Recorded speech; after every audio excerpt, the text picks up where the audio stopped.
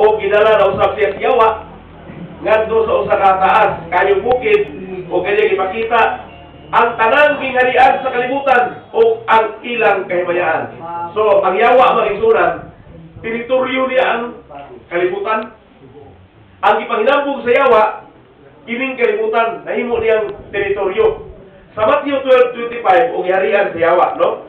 O sa pagkasayon ni Jesus sa ilang mga manahuna, siya bingon kanila, ang matag gingharian nga mabahin batok sa iyang kaugalingon malaglag, ug ang matag syudad o balay dili ubarog kun kini mabahin batok sa iyang kaugalingon.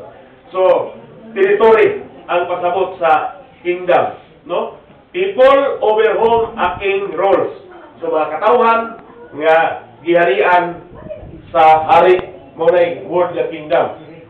Jesus or the kingdom. Ang tema ni kingdom mga kaigsunan, sa panahon sa atong Ginoong Jesucristo, mingon siya nga ang gingharian. Muli wali niya sa dihang niya pa ang atong Ginoo. Ang iyang wali, ang gingharian, hadol na. Gani si Juan Bautista, mo po nilang wali. Ang gingharian, hadol na. Kung doon sa panahon ni Juan, namatay na lang siya, wa pang gingharian matungkod.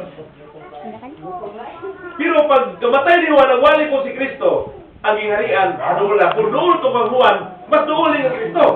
Di ba? Matun pa niya sa Marcos 1:15. O nag-ingon, ang panahon, aniya na kayo. O ang gingharian sa Diyos, hadol na. Pag-inonsol kamo, o tumuo kamo sa maing balita. Mo kana ang tema sa gingharian, doon na sa panahon sa pagwali sa atong Ginoong Jesucristo.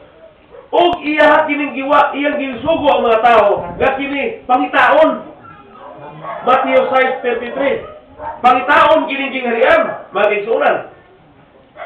Apan mo yunahan ninyo pagpangita ang gingharian ug ang pagkamatarong gikan sa Dios ug kinunya kining tanang mga butanga igadugal ko kaninyo.